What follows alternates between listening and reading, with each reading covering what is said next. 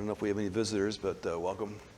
This Bible class, so appreciate class participation. We're in Joshua.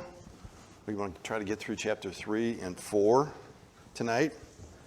Ryan's going to lead us in a prayer in a moment. Some emails went out. If you didn't see those, some good news. One about Stuart. John has sent out that looks like the doctors are satisfied so far right now with what they've done to help him, and no need for more surgeries, which is great news. I know they would have been on pins and needles over that. So we're grateful for God for that. And Erica had her baby. Jude Robert Hall. He's a little early, but according to the email, everybody's fine. Nobody has COVID. Baby's healthy, so great news there too. So we're thankful for that. Remember Chad's mom always, Cheryl, and her battle with cancer. I don't know if there's anything else to remember at this time, but Ryan could lead us in a prayer. Father, thank you so much for this good day that you've blessed us with. We have had, it seems like, quite a bit of bad news lately as a church family and the people who are here and some of the people who are connected with us. And today, especially, Father, we're thankful for some good news and for you hearing our prayers on Stuart, and that John is getting better from the COVID. We're so thankful for this, and we ask that you would help with Stuart's situation for this to be real and genuine and lasting healing, and for the results to be truly good and not just something that has not yet been discovered. We thank you for hearing our prayer up to this point. We ask that you would continue to bless him and continue to bless John. We thank you so much for Jude's safe delivery and for keeping Erica healthy and safe through her pregnancy. Father, we're so grateful that we get to see this picture of life and goodness. We ask that you would continue to be with Sarah and help her to be safe and healthy as she comes to the end of her pregnancy. We ask that you would be with Miranda and also with Allison as they carry their babies to term and help them all to be well. Thank you so much for this church family and for this support system and for the encouragement that we can be to each other. We ask that you would continue to be with us to be a group that lets your light shine into the world. We ask, Father, that you would help us to avoid so many of the problems that come during a stressful, difficult time. Help us to stay united and together in all things. Thank you so much for Ed and his preparation for class. Help him tonight as he guides our thoughts to point us towards you and towards your Son. It's in his name we pray. Amen. Amen. Thank you. So chapter 2 was a story of Rahab and the two spies. We read that Israel is camped over here in this area. Here is the Jordan River, and the two spies come back with a great report. People in Jericho are all pinned up. Their hearts are melted. They come back and say, surely the Lord has given the land to us at the end of chapter 2. And we're going to pick up in chapter 3. And we will find Israel moving to the Jordan and then crossing the Jordan in chapter 4 if we get through that. Could somebody read chapter 3? It's not real long. Get a volunteer.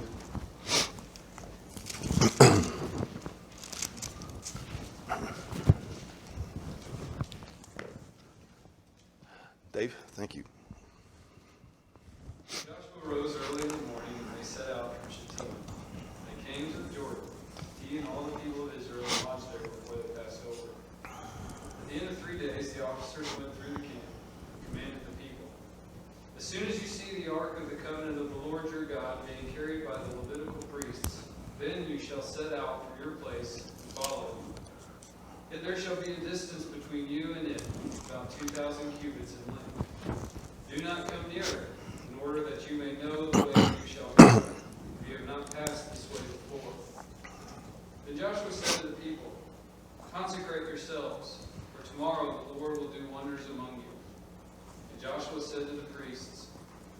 Take up the ark of the covenant, and pass on before the people. So they took up the ark of the covenant and went before the people. The Lord said to Joshua, "Today I will begin to exalt you in the sight of all Israel, that they may know that as I was with Moses, so I will be with you. And as for you, command the priests who bear the ark of the covenant. When you come to the brink of the waters of the Jordan, you shall stand still in the Jordan." And Joshua said to the people of Israel, "Come here and listen to the words of the Lord your God." And Joshua said, "Here is how you shall know that the living God is among you, and that he will without fail drive out from before you the Canaanites, the Hittites, the Hivites, the Perizzites, the Girgashites, the Amorites, and the Jebusites. Behold, the ark of the covenant of the Lord of all the earth is passing over before you into the Jordan. Now therefore take 12 men from the tribes of Israel, from each tribe of man. And when the soles of the feet of the priests bearing the ark of the Lord of all the earth, shall rest in the waters of the Jordan, the waters of the Jordan shall be cut off from flowing, and the waters coming down from above shall stand in one heap. So when the people set out from their tents to pass over the Jordan with the priests bearing the ark of the covenant before the people, and as soon as those bearing the ark had come as far as the Jordan, and the feet of the priests bearing the ark were dipped in the brink of the water, now the Jordan overflows all its banks throughout the time of harvest. The waters coming down from above stood and rose up in a heap very far away at Adam, the city that is beside Zarephath. And those flowing down toward the sea of the Arabah, the salt sea, were completely cut off. And the people passed over opposite Jericho. Now the priests bearing the ark of the covenant of the Lord stood firmly on dry ground in the midst of the Jordan. And all Israel was passing over on dry ground until all the nation finished passing over the Jordan. Okay, thank you, Dave. How was this crossing supposed to be achieved? What were they supposed to do? What did God instruct?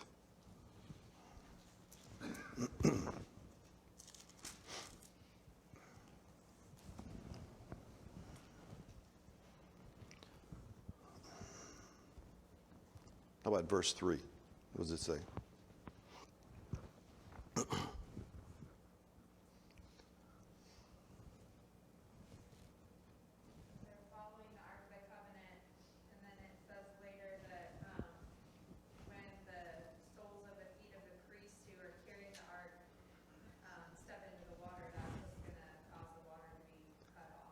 Yeah.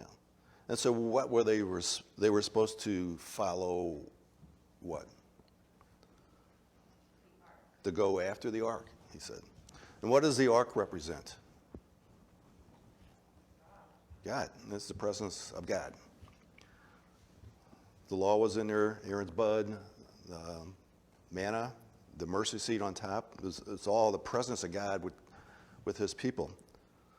So the people were supposed to follow. He said, follow, go after the ark. So they're all here on the edge of the Jordan. Thousands. One note I had was 2 million. Whatever it is, it's a lot of people. This picture of the ark going down to the water with the priests carrying the ark. What else do you see?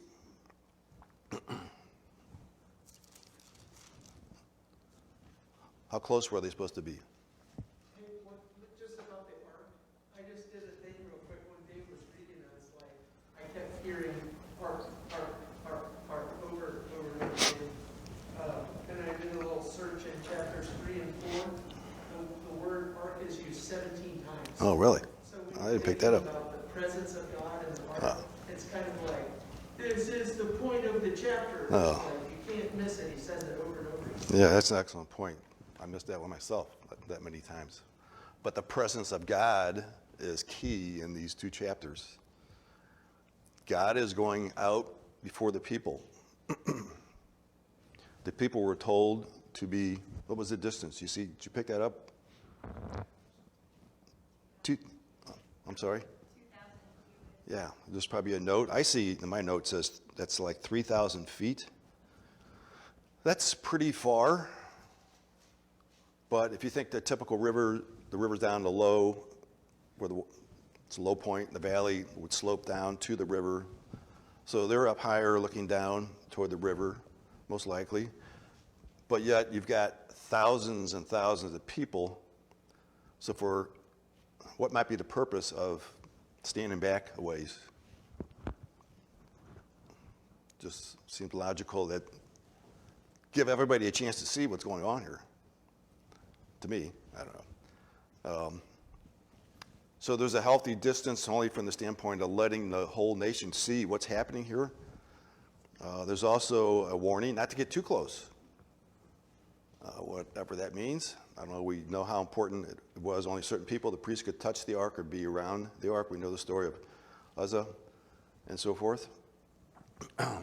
What other things does Joshua, the Lord, say about before we cross the Jordan?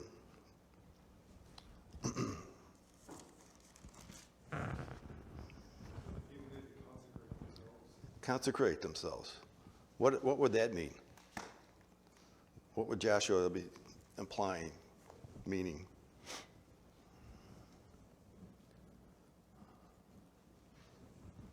I forget what verse was that in, Paul. Where is that? Oh, 5. Consecrate yourselves, for tomorrow the Lord will do wonders among you. What does he mean by that?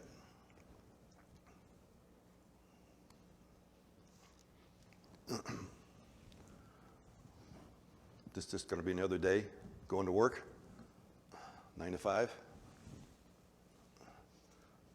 The definition of consecrate is to dedicate formally to a religious or divine purpose.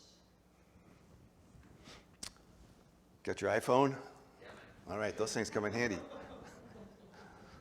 Those are kind of nice. You don't need a library to pull up a definition. So there's a sense of holiness here and setting apart and mentally preparedness of what's about to happen, an acuteness of things spiritual, getting your mind set right, focused on God and spiritual things, supernatural things, whatever tomorrow. The idea is it's not going to be a normal day. Far from it. And so there was a direction to prepare yourself. Be ready for this.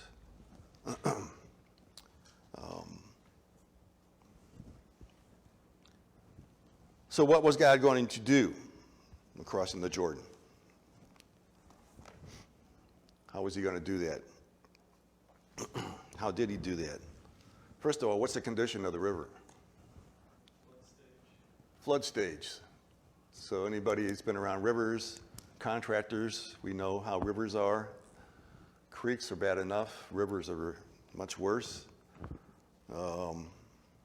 If you've been in the water, rivers move. It's always spooky about rivers. Getting in the river versus a lake. At least a lake, you're calm. You can look down, and it is scary because you can't see the bottom. But a river is that way, plus it's moving.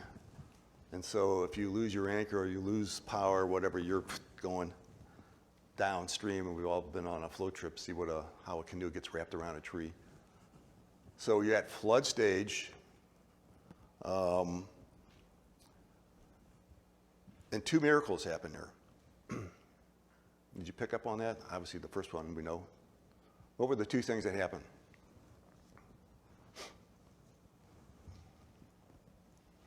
Keep in mind, they came out of the wilderness for 40 years. I don't think there was any swimming lessons probably or places to learn how to swim. You're at the river edge, and you see the thing moving, and I have to get to the other side. That would make me nervous.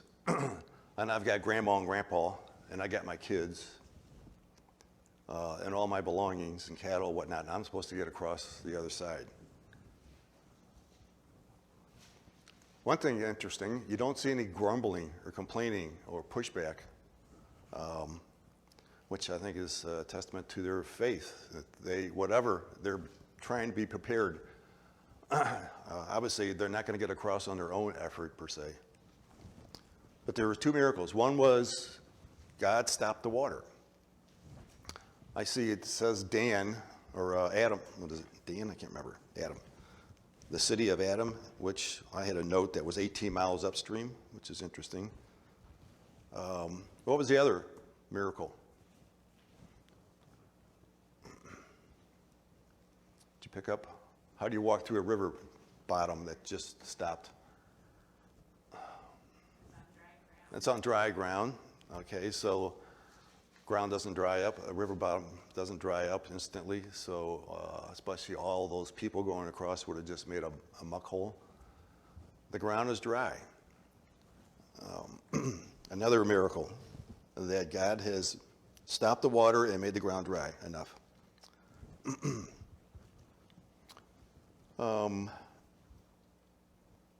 What does this crossing achieve?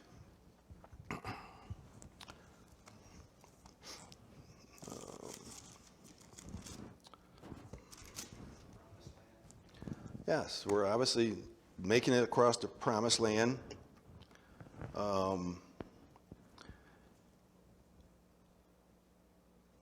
It says, "You do not, that you may know," that 3 times it says, "that you may know." In verse 4, in verse 7, it says, "that you may know." In verse 10, "by this you shall know." You know, this is a God, the creator of the earth, the universe. This is a miracle that for the Israel to know what? That you may know what?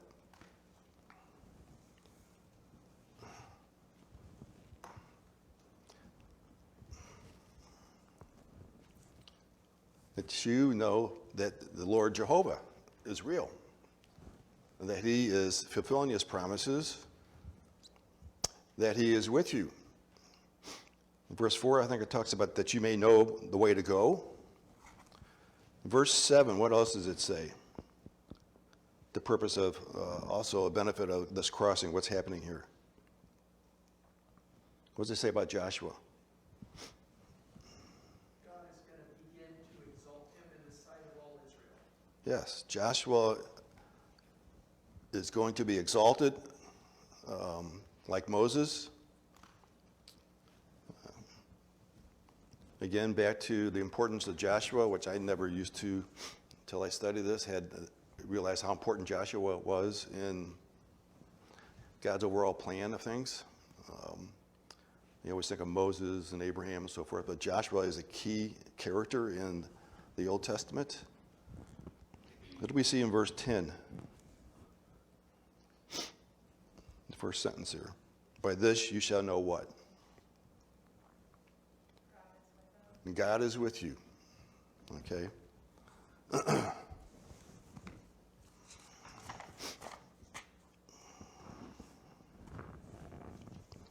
What about some lessons for us? What lessons can we learn here? And just a reminder, let me go back to 1 Corinthians 10. 1 Corinthians 10 starts out, reminds the readers, us,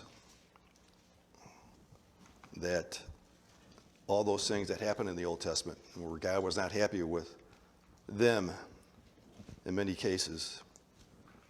And in verse 11, I believe it is, "Now these things happened to them as an example, and they were written for our instruction, upon whom the ends of the ages have come." So what we're reading here is for our instruction. So what instruction did we learn here?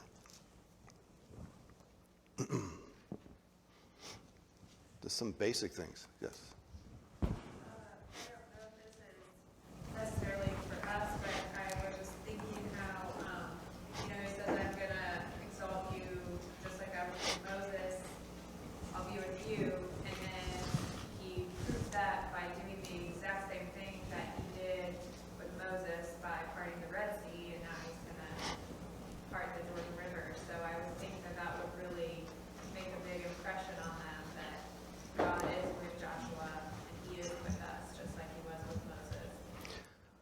keep in mind, they got a major operation coming up. They're going to clear out the land, basically, and there's going to be difficulties and challenges to their faith that God is going to fulfill his promises to help them overcome those battles. It wasn't going to be a cakewalk. But God promised that he would be with them and give them success. So having a leader that you can trust, kind of what did Joshua demonstrate that would give them confidence in him? I think you just said it. It looks like God is with Joshua, just like he was with Moses. Just basic concept lesson here. What we have? Yes. I just think about Israel coming up to the river's edge and it being so insurmountable. Like I think about walking up to like the Mississippi or something like that and being like, we've got to walk across this. Like that's impossible. That's not going to happen. Like you die doing that kind of stuff. And it was, I mean, it's impossible. And then through the Lord's provision, through the Lord, they were able to do that. And so, like, how much more so in our lives do we come up to something that's so insurmountable and so impossible? And, like, through the Lord's provision, through the Lord's wisdom, we're able to overcome things that without him we could not. How about just the basic concept of keeping our eyes fixed on the God? You know, that's what their instructions were, to keep your eye on the ark, which represented God, and go after it. Does that ring a bell in the New Testament to us, where our eyeball should be? It's pretty basic in any kind of sports, you know. Football, baseball, racquetball, tennis. Keep your eye on the ball. You take your eye off the ball, you lose control. How about we look at, for a moment, Hebrews 12, verse 1. Therefore, since we have so great a cloud of witnesses surrounding us, let us also lay aside every encumbrance and the sin which so easily entangles us, and let us run with endurance the race that is set before us. We all have a race to run.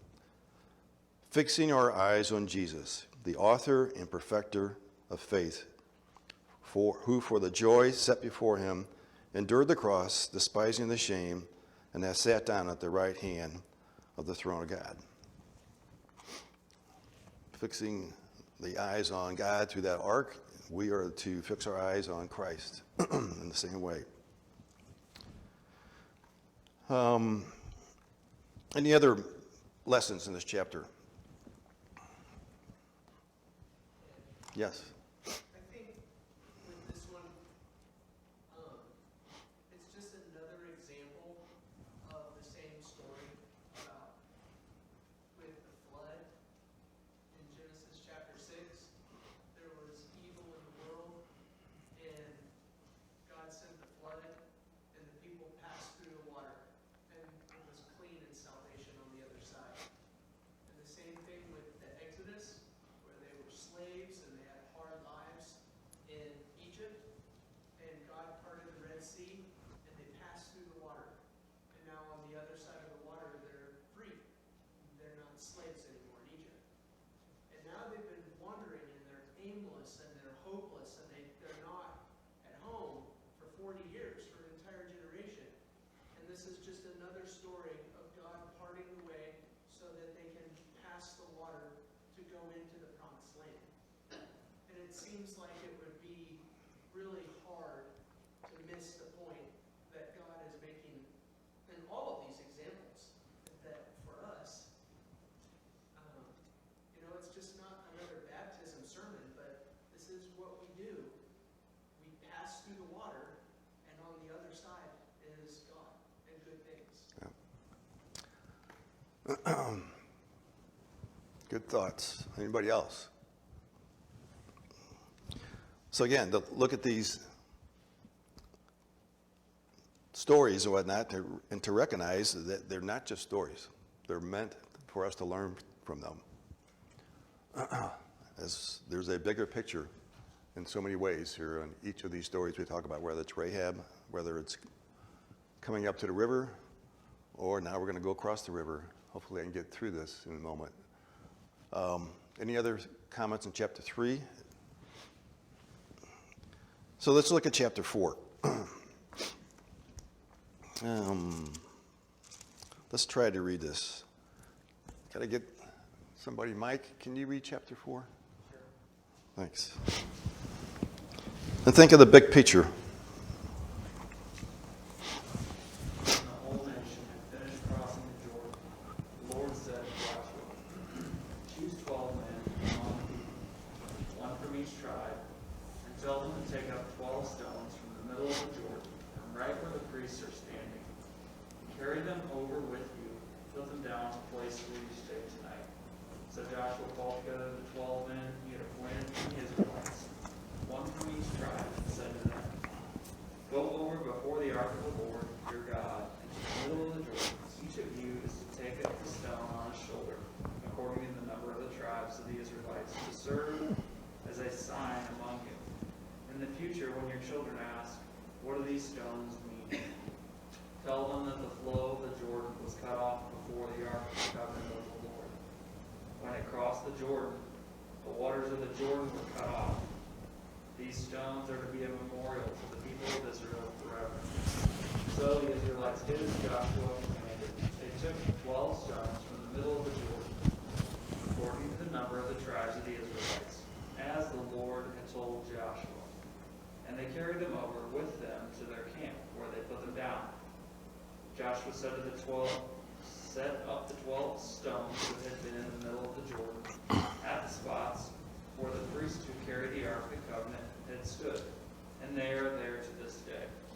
Now the priests who carried the Ark remained standing in the middle of the Jordan until everything the Lord had commanded Joshua was done by the people, just as Moses had directed Joshua. The people hurried over, and as soon as all of them had crossed, the Ark of the Lord and the priests came to the other side while the people watched. The men of Reuben, Gad, and half tribe of Manasseh crossed over, ready to battle in front of the Israelites, as Moses had directed them. About 40,000 armed for battle crossed over before the Lord to the plains of Jericho for war. And that day the Lord exalted Joshua in the sight of all Israel, and they stood in awe of him all the days of his life, just as they had stood in awe of Moses. And the Lord said to Joshua, command the priests carrying the Ark of the Covenant law to come up out of the Jordan. So Joshua commanded the priests, come up out of the Jordan. And the priests came up out of the river, carrying the Ark of the Covenant of the Lord. No sooner had they set their feet on the dry ground than the waters of the Jordan returned to their place and ran at flood stage as before. On the 10th day of the first month, the people went down from the Jordan and camped at Gilgal on the eastern border of Jericho. And Joshua set up at Gilgal 12 stones they had taken out of the Jordan. He said to the Israelites, in the future, when your descendants ask their parents, what do these stones mean? Tell them, Israel crossed the Jordan on dry ground. For the Lord your God dried up the Jordan before you until you had crossed over. The Lord your God did to the Jordan what he had done to the Red Sea. He dried it up before us until we had crossed over. He did this so that all the peoples of the earth might know that the hand of the Lord is powerful, and so that you might always fear the Lord your God. All right, thanks, Mike. So what is the main emphasis in this chapter? What do you see?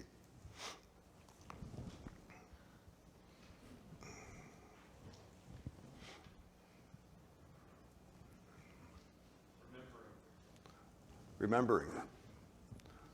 How were they supposed to remember? What was the means and methods of that? They were supposed to set up the 12 stones and set up the 12 stones.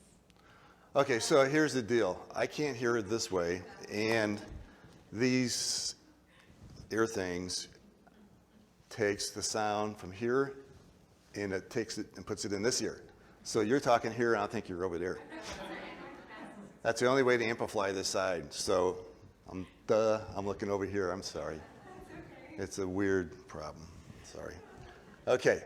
I'm sorry. What did you say? That's okay. The 12 stones were to be set up, but then mostly it was word of mouth. They were supposed to pass it on to their children. They were supposed to talk about it to their children. So they had 2 sets of 12 stones, looks like. Right.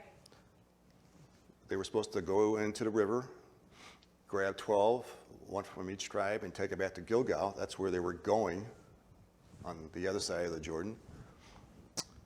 And then they also took 12 stones, and looks like it sounds like they laid them in the river by where the priests were. And when all the people had crossed over and all this was done, the priests came out.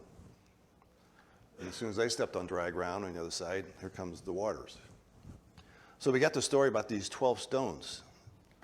And it talks about the stones, I think, at Gilgal, where they were camping at. And as was mentioned, the purpose of it was when the children see those pile of stones, Dad, what is this about? What are those? They were supposed to relay and explain and remind them of what they saw and what they went through, about the crossing of the Jordan and what God had done for them. You got a hand up, Mark? Yep. This is a question to everyone. Do stones that come out of the middle of a riverbed look different than the stones that are on the side of a riverbed?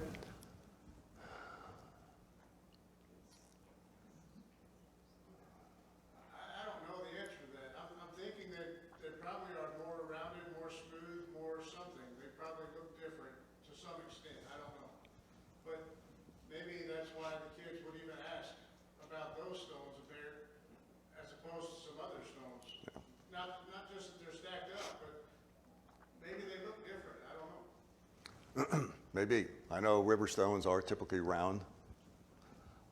Stones you find in the water because they've been beat up and knocked down, all the sharp edges been worn off. So, but nevertheless, it was a memorial for a purpose for the parents to remind their children, to teach their children about God, what God had done for them.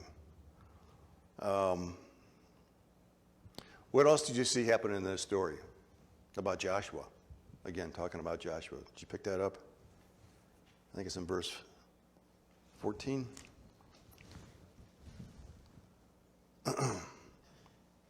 That Joshua would be exalted. Again, Joshua, that I wasn't aware of as much being exalted like Moses was in many ways.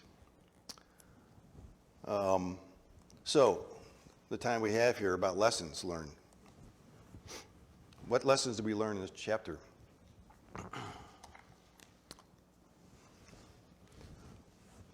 How about verse 1? Now it came about when all the nation had finished crossing the Jordan that the Lord spoke to Joshua. Whoops, I got the wrong 5. Scratch that. I got that in the wrong spot.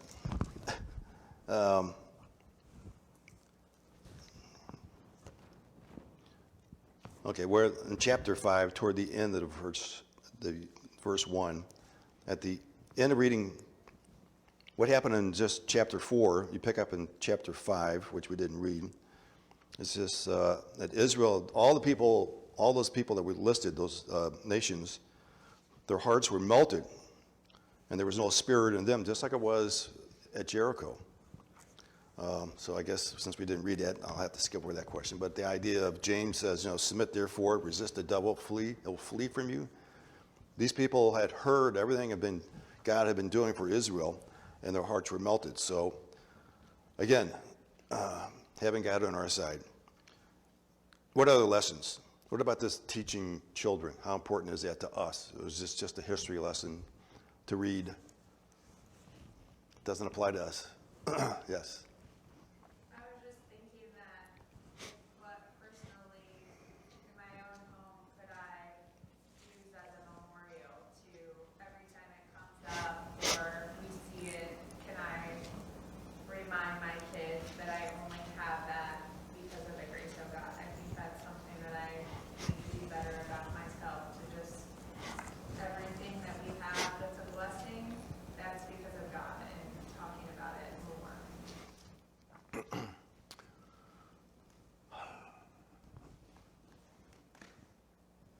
our kids, sooner or later, they start off with the good, then they get the bad and the ugly in us.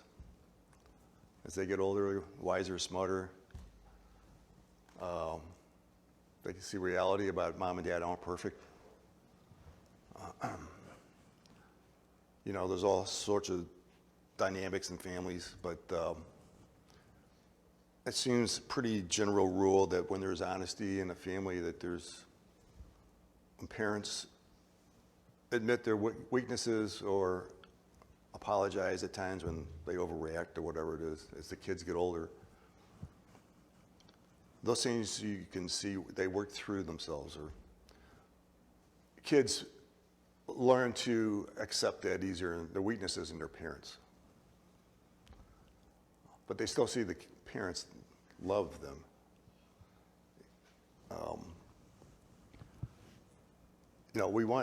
Each of us are supposed to have our own faith. We can do so much with our children to help encourage them to have a relationship with God, but ultimately, someday, they need to make their own choice. Instead of living on mom and dad's faith, they need their own faith to sustain them. So as parents, you want to be able to give them the tools to be able to do that, and hopefully, by your example, even with our own weaknesses as parents, they can see through that and realize, they got their own weaknesses. Maybe that's another reason why we all need forgiveness of our sins. But as teaching children, the memorial stones, basically, we all have that responsibility as parents to encourage our kids to have a relationship with God. And they're going to see that in our own lives. And they'll see when we're skating, they'll see when we're not really putting the effort in. They'll see when we're not being consecrated, our thoughts, the way we live. But this lesson is for all generations about these memorial stones. Other applications about memorial stones, things to remember, the whole idea about remembering, the importance of remembering, yes. But I'm taking this Byzantine Empire class right now, and we're talking about Christians and them becoming more powerful and how Christianity spread through my professor's eyes and the academic world is because people cared for one another, and if your husband was sick, you would go out and you would plow the fields for another person. You would care for your community, and I thought of this because we are these stones. In today's world, we don't have symbols that aren't Catholic symbols. We are, or we should be, the stones for the world to look at and see God working and doing the impossible, because we were once the impossible to save, if that makes sense. Oh, yes. So, back in the day, in the Byzantine Empire, hundreds of years ago, we started to go away from the stones and I hate talking. But we are the symbol of Christianity. We are what people should look at and say, you're different, why are you different? I want to be like you. We're that stone. If that makes sense. Yeah, I think we all picked up on that. It's good application. The stones, we need to be like the stones and be the stones for an example, reminder. While you're still thinking, when I did this, I think a week or so ago, Ryan talked about something, Moses, 10 Commandments, I don't remember what it was. Dawned on me about the movie 10 Commandments. It was 1956 when it came out, I believe. I looked it up. I was 7 years old. My dad never went to the movies. He went to that movie and took me. He purposely took me to that movie. It was either at the Fox or the Missouri, it was called, and there was the Ambassador. Those were like the three big ornate movie theaters back 100 years ago. The only one left now is, I think, the Fox is still around, but he took me there to see the Ten Commandments. And I look back, that was very important to him that I would learn the lesson out of that movie. Of course, the movie still plays. Charleston Heston. It was impressive, especially back then. But my dad was a secular Jew, but there was something Jews and families sticking together and teaching that they have. And that was in his way of me learning something, and that I wanted to take my son to learn about Israel and the history of Israel. I think it was in his way of doing what we're talking about here.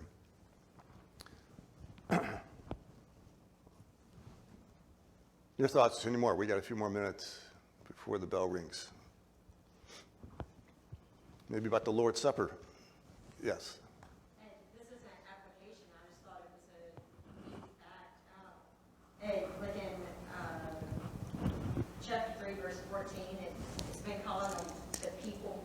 The people set forth in their tents. But then as soon as they crossed over the Jordan, it starts calling them the nation. Right? In verse 1, it says, when all the nations had finished passing. It makes me wonder, did they have a celebration? We are now a nation. It's official. No.